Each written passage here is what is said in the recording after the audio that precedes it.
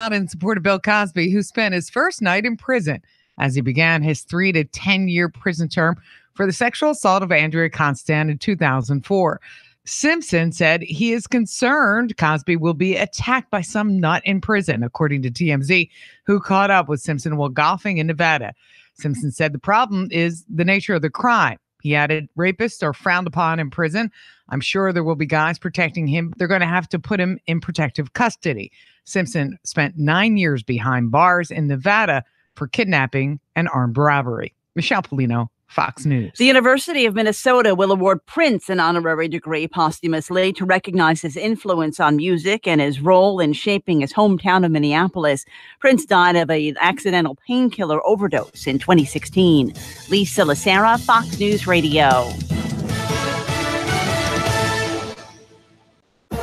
Join the Family Clothesline, Giant Foods, Boyles Insurance, and Magnum Broadcasting on Home Football Saturdays for a live broadcast from the Family Clothesline on East College Avenue and register to win the $10,000 kickoff cash contest. Stop by and grab delicious food from Giant Foods. Not only will we draw a qualifier to possibly win $10,000, but each week our qualifier automatically wins a $50 Family Clothesline gift card. But that's not all. Register online at PennStateClothes.com for a chance to win a $500 Family Clothesline gift card, providing that the opening kickoffers return for a touchdown by either team. Stop by during our live broadcast from 9 to 11 home game Saturdays and grab a free donut from Giant Foods. Remember, Giant Foods is your tailgating headquarters, so before you head to the game, stop by Giant and pick up everything you need for your tailgate party. Burgers, hot dogs, cold cuts, buns and rolls, sodas, desserts, and so much more. Register today at the Family Clothesline for Kickoff Cash 2018. Sponsored by Giant Foods, the Family Clothesline, Boyles Insurance, and Magnum Broadcasting.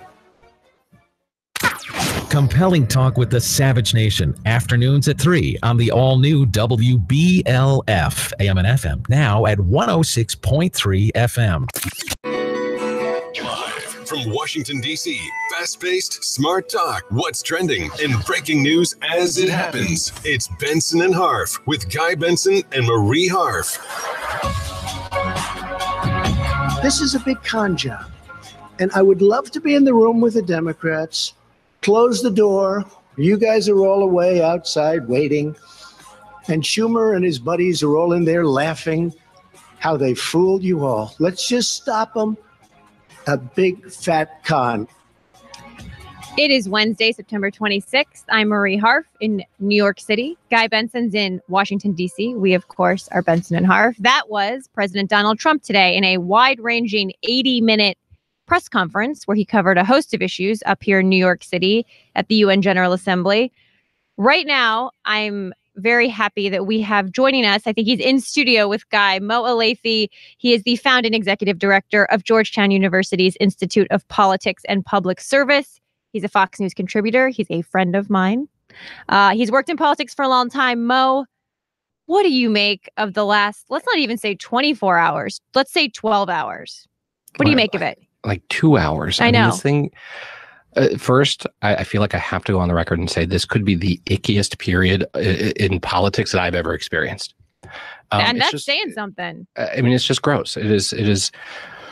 We are not putting our best foot forward as a civil society these days. But I think the steady drip of allegations, including this latest one that NBC is reporting that you guys talked about just before the break, is making it very, very difficult for pro-Kavanaugh supporters to make the argument that this is just a huge con job that we just need to get past and confirm as quickly as possible. I think there is an argument to be made that the investigation needs to get real, that the FBI should be brought in, because now you've got multiple allegations. You can question each of them, but in their totality, it does create the question of a pattern that is worth exploring, and it is worth pumping the brakes long enough to explore it. Give it to the FBI. One of two things happens. The FBI either finds out that this guy is as bad as all these allegations say they are, and we've dodged a bullet, or the FBI exonerates him, which I would think he would want, and supporters of his would want. But to ram this through the way the Senate Republicans sound like they may be or at least earlier today, sounded like they were headed towards. I think if they get the votes, then I think it just leaves a cloud over his head for the rest of his life, his entire time on the court. And that's not good for anybody.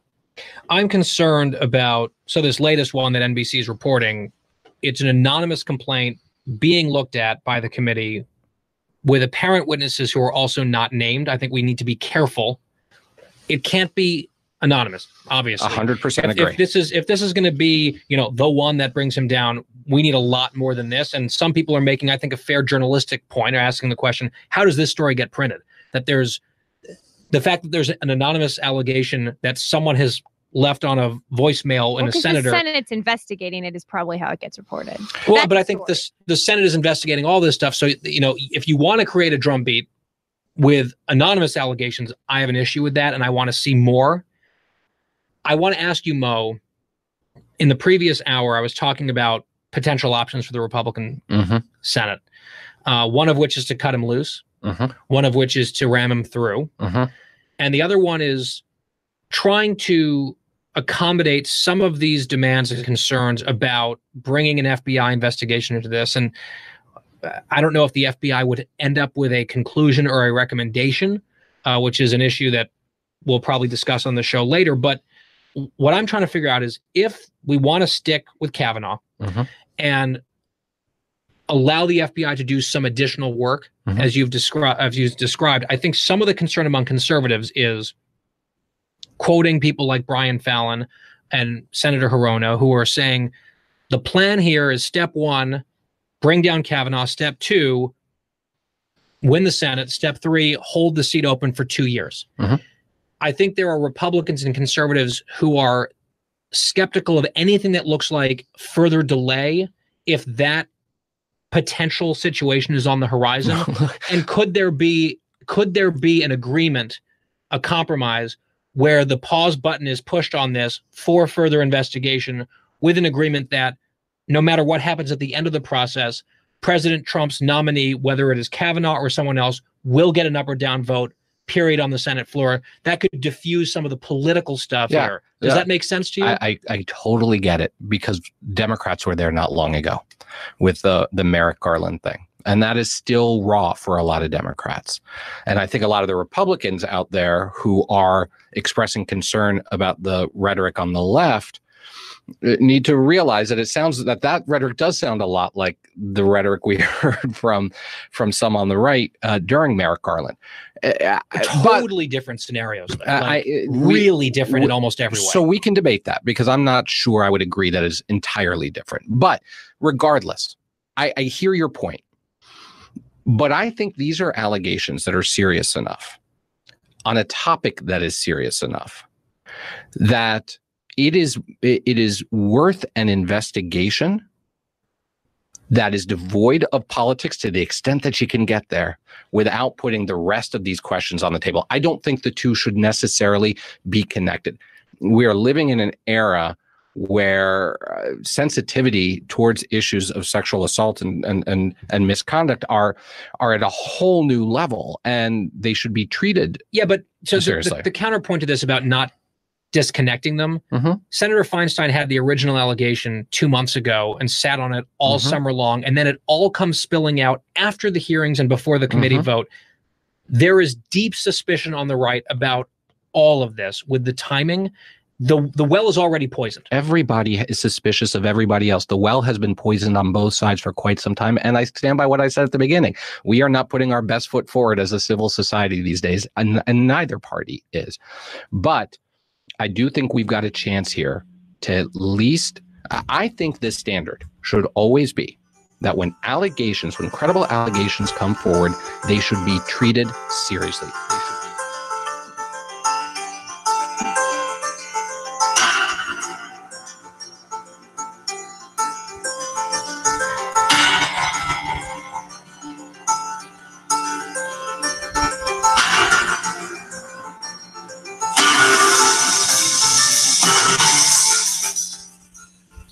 Hey, friends, and a pleasant good evening. Welcome to Lions Live on the Forever Lions Network, the only network built by the players through the fans. A special show here tonight, folks. We have One of the Penn State's greatest all-time running backs here joining us, Mr. DJ Dozier will be with us. We have Yaakov Israel, the Grizz Jimmy Kennedy, the big dude Stephen Davis, maybe getting on with us later. My name's Skip Drabovis here. We're talking some Penn State football here tonight. I'm live here in State College.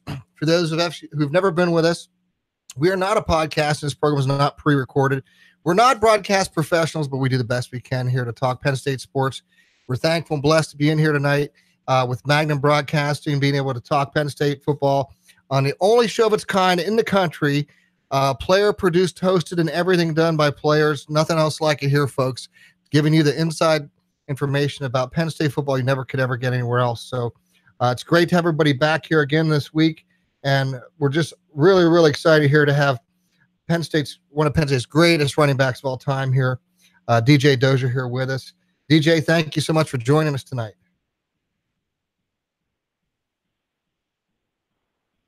Hello. Hey, DJ, are you with us? Can you hear us? I'm here. Sorry about that. That's okay, buddy. We finally got you back here. All right. Yeah. Technology. You know. Yeah, just thank you for the invitation. I'm glad to be here. I know you guys are taking care of business every Wednesday night, and I'm just glad to be a part of it tonight. Well, that's awesome. You know, it's open anytime, any night to any guy who ever played or was a manager or coach. So it's awesome to have you here. You've had a lot of things going on. We can't wait to hear about what you have to share with us about your new book that just came out. We'll go ahead and recap some things here from what we do normally as a show. And we'd love to have your comments about some football games you saw last week. And we'll even have you down here to help us get some picks here for this week as well. So jumping right in about last week here, we've had a shift in our lead as far as our picks this year. DJ, what we've been doing is we've been having picks every week and kind of keeping scores and seeing how we're all doing. And, Jimmy's been running away with it for a little while, but there's been a change because this past week, the scores came out like this with Yaakov and Jimmy both going 4-4. The big dude went 5-2, and I was 5-2 as well. So that changed our runnings, and we all picked Michigan over Nebraska. We did that right. And Stephen and I ended up getting Purdue right over Boston College. And, of course, surprising to us all, we all missed this one. Buffalo actually beat Rutgers. Get that, right? Yeah. How about that? Now, did you say 5-2 and 4-4? Yeah. Yeah, you guys went 4-4 last week. Picked 4, missed 4. You went 5-2? Yeah, big dude and I went 5-2. So how you guys did 7 games and we got 8? Oh, wait. No, That's what I was asking. That's what I was wondering. Y'all stuck a win on us or something. Actually, we did better. Y'all added another loss. No. I forgot to add the win from Penn State to Big Dude and I. So that makes us 6-2. 6-2. Okay, all right. And for those, for those of you out there wanting to keep track and you can watch it real time, lineslive.com, we actually have the picture. Well, who's in first place since it sounds like I'm not? Jimmy. Well, everybody's within 1, and we'll run it down this way. Right now, bringing up the end of it all, 31-14 overall is Yaakov. Mm-hmm. Yep. And you're tied with the big dude at 32-13. And I'm actually at 33-11.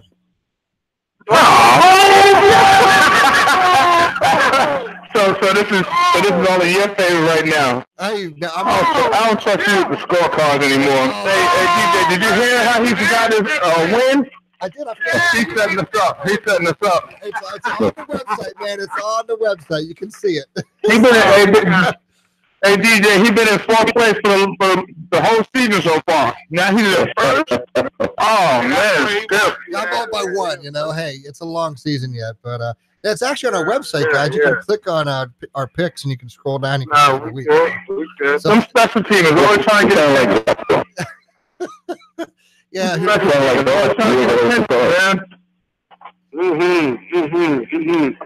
always try and get that rough in the passer call.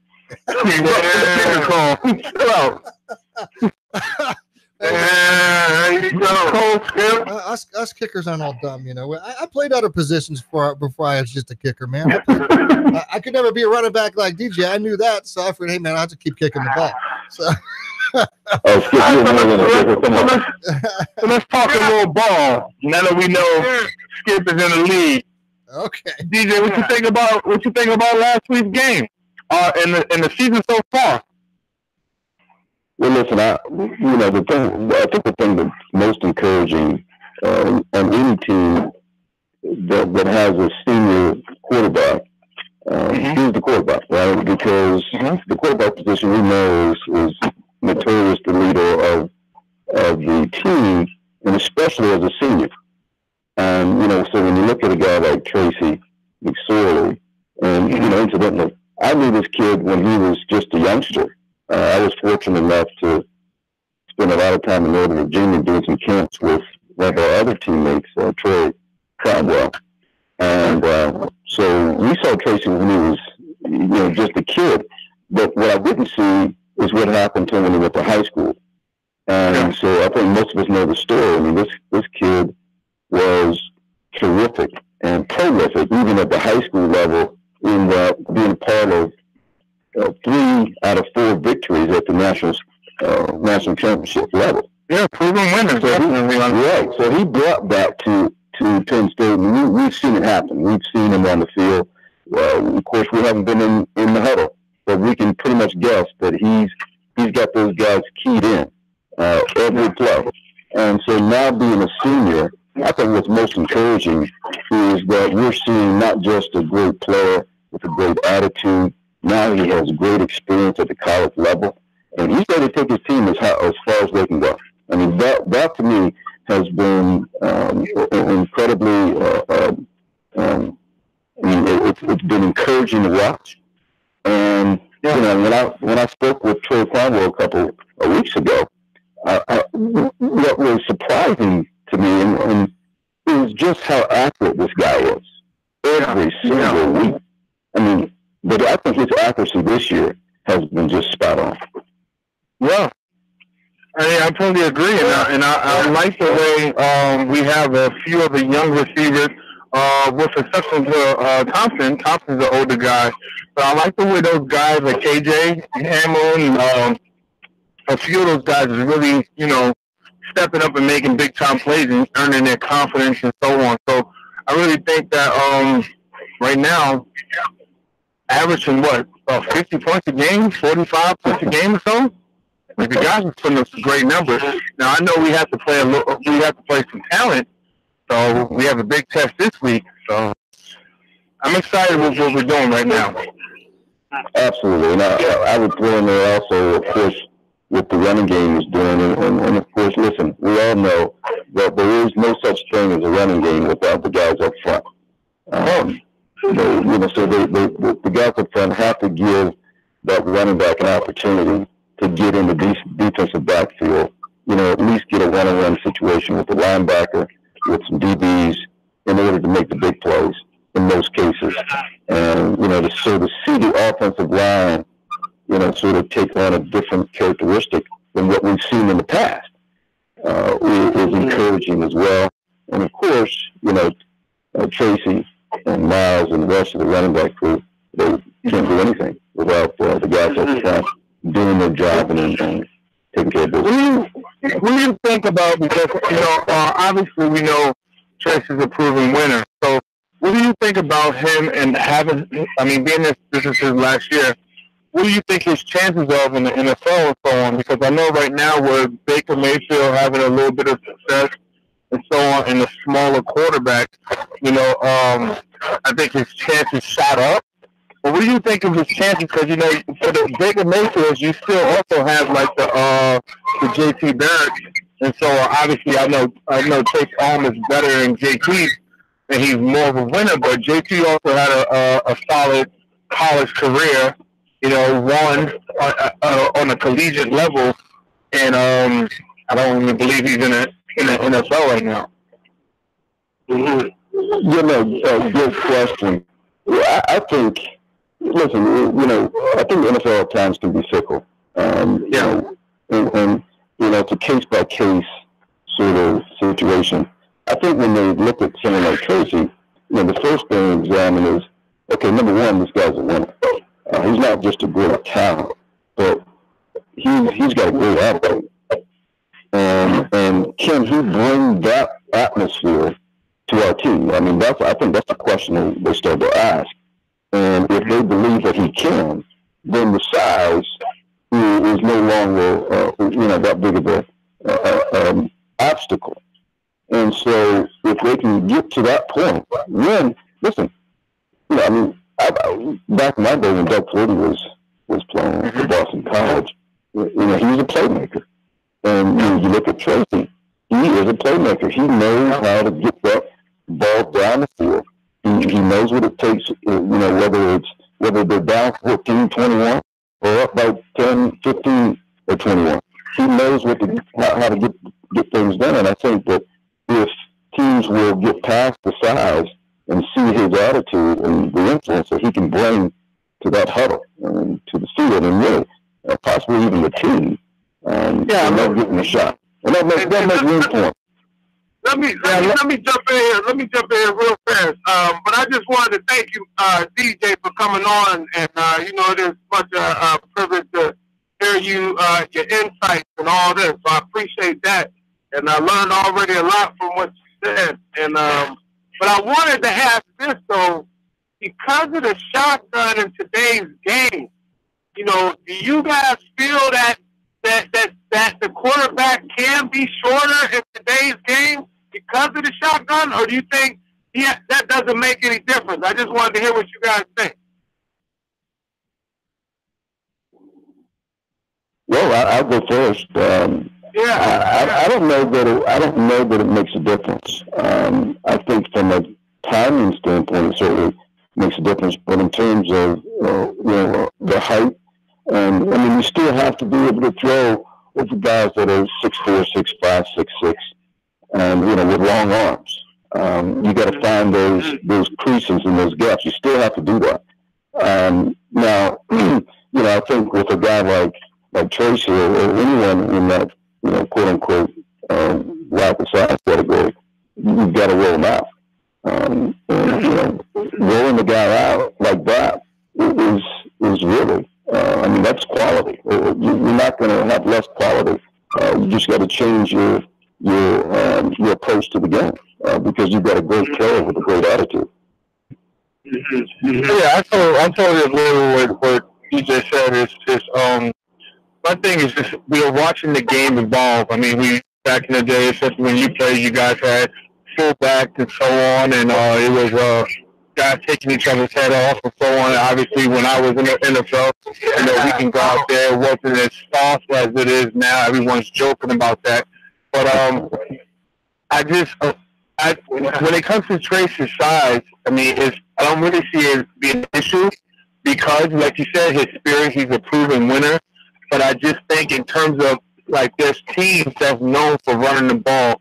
So I think because of his size, obviously, it eliminates close to half of the NFL teams who may want to go out and draft that guy. Only because, like in Minnesota and so on, obviously I know they just paid their quarterback big-time money, but those are the guys like under center. You need a good quarterback that can get under center, and Skip complains about it week after week that he would like to see Trace get under center just a little some. I don't think he does at all, just so we don't be as predictable with the offense.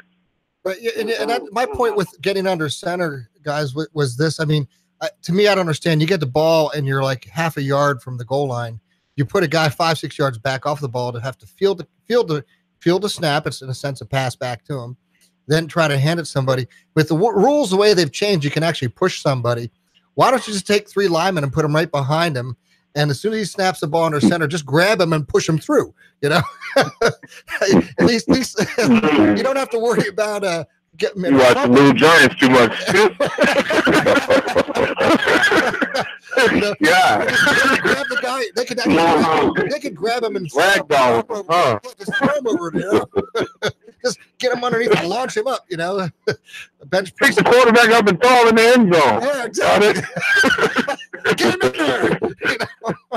So I because I've seen it happen. There's been these teams that get down there, get close, and all of a sudden it's a bad snap or something goes wrong, and then they're having to jump on the ball back there and they lose yardage. So You know, and I think if you're going to run a real option, why not? Let's run an option. If he's an option quarterback, let's really fake him out here and let's see him, you know, run an option play. Run down the line. Yeah, get him going down the line and you know, have a dive back, because you got to keep them honest, because they think you're going to stack everybody coming outside. Hand it to that up back, man. Let them shoot through the hole, get 10 yards. Force them to keep the backers in, you know.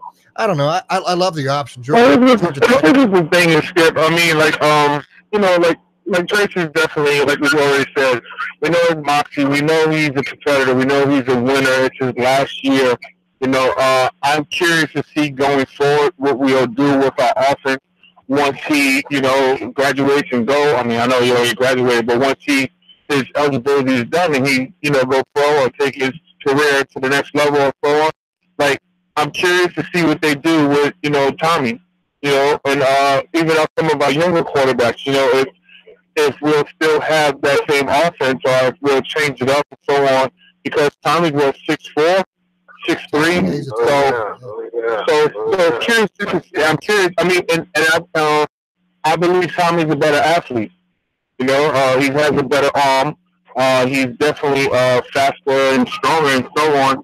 Like, but you know, and that takes nothing away from Trace when I say that, because Trace has a better attitude. Although we haven't seen Tommy in that position yet, you know, Trace is, like we said, a proven winner. You can't take that away from him.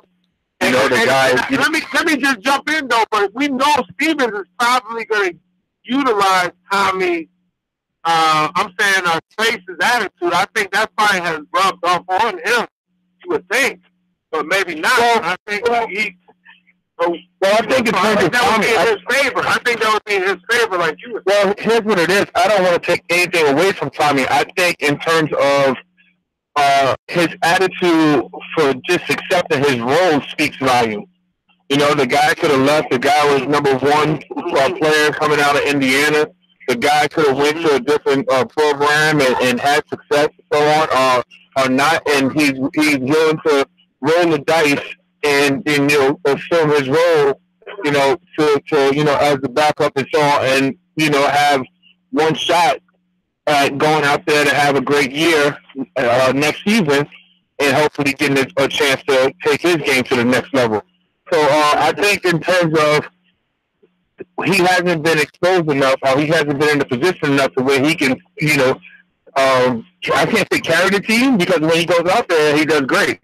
You know, not just as a slash type guy or a decoy. The guy goes out there when we're blowing people out, when he's you know, when his numbers call, he accepts it and he makes plays all the time. So yeah, we'll see.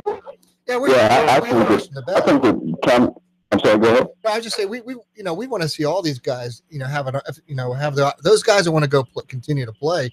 We want everybody to have, you know, whatever opportunities come before them. Doesn't matter where it's at, you know, because you love the game. And I think both these guys are guys that just love to play and can't wait to be in there, because it's kind of who they are. They just, you can see that they're at home and they love being in the arena playing. So you know, we naturally just wish them all the best wherever that would go. And I had one question for both Jimmy and DJ.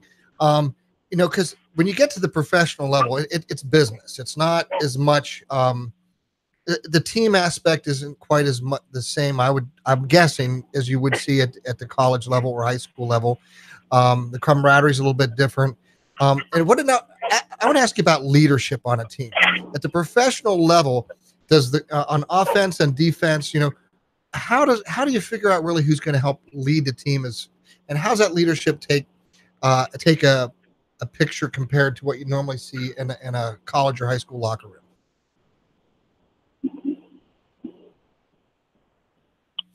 Well, Jim. No, you got it. Yeah, I was just going to say that well, first of all, you know, I don't want to say that it's a different game, but it's a different atmosphere in the NFL. One of the first things that I had to learn is, you know, when I walked into the locker room for the first game, I worked a year, you know, guys were talking and giggling and joking around, having fun.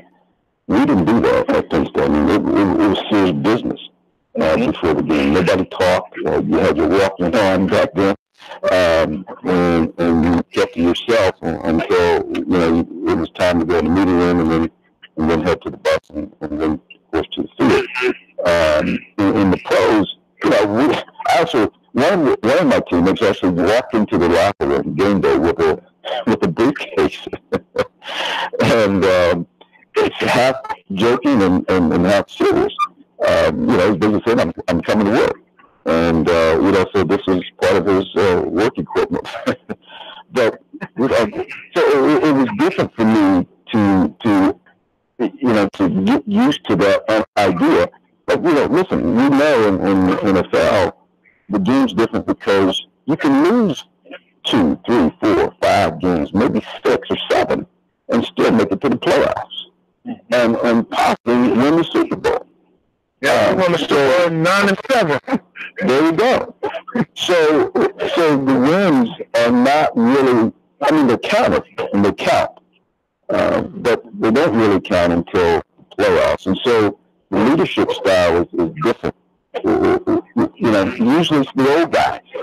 Whoever has, the most years. And of course the quarterback. The quarterback by default is always the leader at some point, or some degree. And depending on what their age range is. But that's a couple of my thoughts there. Yeah, I agree with that. Yeah, totally agree. What about you, Jimmy? How's that kind of leadership roles take place on your side of the ball? Well, it really all depends, because I think it all depends on the coaching staff for the most part, because everyone is different. Every team is different, and when you get to a place, when you get to a program, obviously going into the pros, you become a new guy.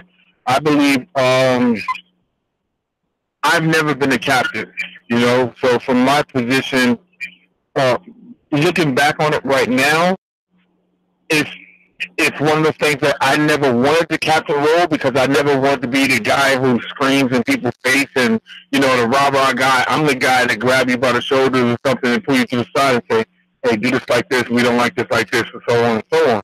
So I was always one of the guys that was respected, even when I went in as a young guy. So because of what DJ spoke on, it's not that I'm saying that we were better than anyone, but it's just a Penn State way.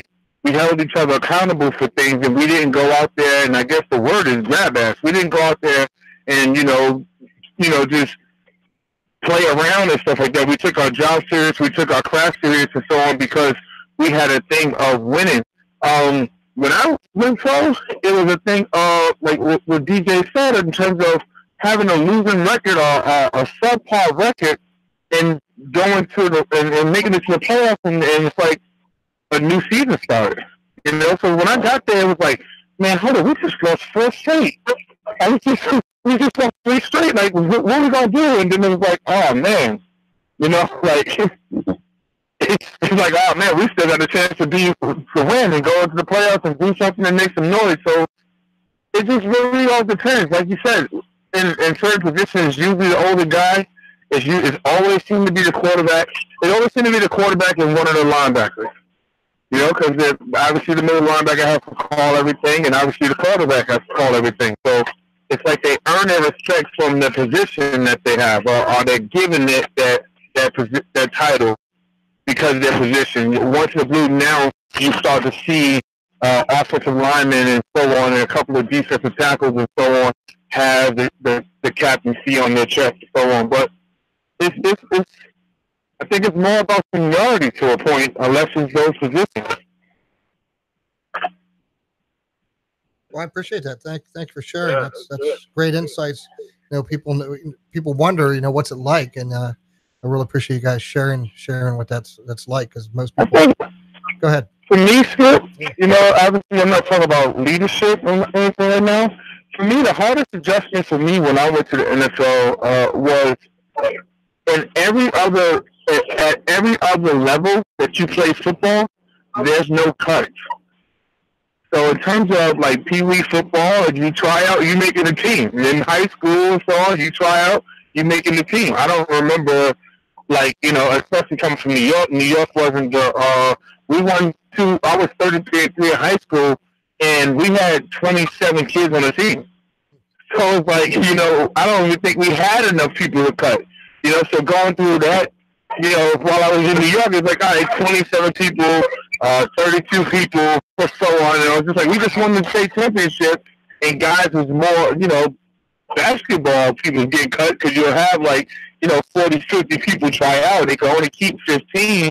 But in terms of football, I don't think in high school we've ever had more than 35 people try out. And most of these 35, unless they quit themselves, they all would have made the team. And then when you go pro, I mean, when you go to college, you know, obviously you get a scholarship, you're there. You know, so when I went pro, that was the most surprising thing with me. It was like, hold up. I went in there with my rookie class, and I felt like we was dominating. We was like a band of brothers. And then week by week, it was like guys was falling off. And the next thing you know, I was there by myself. It was maybe like 4 of us. You know, so that was the toughest part for me. The reality of the empty locker. What about you, Yakov? Well, I mean, you know, I feel like, you know, I had a little experience with the Steelers, and then I played 2 seasons of arena football. And arena was definitely, you know, a different frame of mind, because I think, you know, a lot of the players were more frustrated, you know, because they felt they should be in the NFL, you know, so that was, I felt, a difference, you know, as far as locker rooms, you know, a lot of frustration and, you know, just, you know, it was a lot of unprofessionalism, you know, where I felt that was something, you know, that maybe the Arena League accepted, but that was definitely a league I felt was very unprofessional. I thought in college we was professional, and even when I was on the Steelers. But so, you know, I would say, you know, the professionalism is definitely, you know, like everybody said, I feel, you know, was an important thing. Penn State, and you know, I would say even in the pros, you know, I wasn't really in the key situations like DJ and Jimmy. I was just on the practice team. But you know, it just seemed like when I played for Coward, everybody was in line. So it was the same level of professionalism with that organization, and I thought it was a great organization. I mean, you know, I don't know how everybody else felt, but I thought it was the same type of feeling at Penn State. Oh, well said. I appreciate those insights. That's some good points out. You know, and let me add to this. After that, you know, I was fortunate to come in the first round, so I wasn't concerned about. But what I quickly experienced is what other guys were dealing with. Matter of fact, my rookie year, we had I believe he was drafted in the 4th or 5th round. He actually came to me, and he was feeling so much pressure about being released that he actually wanted to just leave, rather than have to deal with the anguish of, you know, whether he was going to make the team or not. And I remember he and I talking in the locker room, and I told him, I said, listen, you know, you're as good as anybody here in your position. Just stick it out. Do your best to stick it out. And ironically, he made the team and became, I believe he played 8 years in the pros. And the next year, after that, you know, having that experience myself with that gentleman, I had a conversation with 2 other, and these are running backs. And, you know, and Jimmy, you know, in the league, there's a certain amount of politics too. And so, guys, you know, these 2 running backs, I knew, and most of us that were on the team as running backs knew that these guys were not going to make the team. Because the coaches had their guys that they depended on, that they wanted. Regardless of how good a camp they had, or how good even they were not going to make that football team. And so I remember sitting down with both of them individually, and I told them, I said, look, you guys, I'm just being honest, you're not going to make the team. but you can play in this league. So don't give up. And ironically, one of those guys was a fullback type. So he got cut a couple weeks later and got picked up, I believe, by the Jets, and ended up becoming a Pro Bowl player. So, you deal with the politics, but and the psychology of the game is in that, in that process of making a team. It's a lot to handle for guys, and especially, for some of us that come in the first, second, third round, maybe we don't have to deal with that until later in our career. But it's still politics being a first and second rounder, though. It's so much politics with that. Say that again, Jim? I said there's still politics with being a first and second rounder, though. The politics that came. Well, I guess in my situation when I got drafted, DJ, I was one of 6 first rounders in the room. So it was like, oh man, it's like I didn't have the job security to a point. Obviously they weren't going to cut me my first or second year.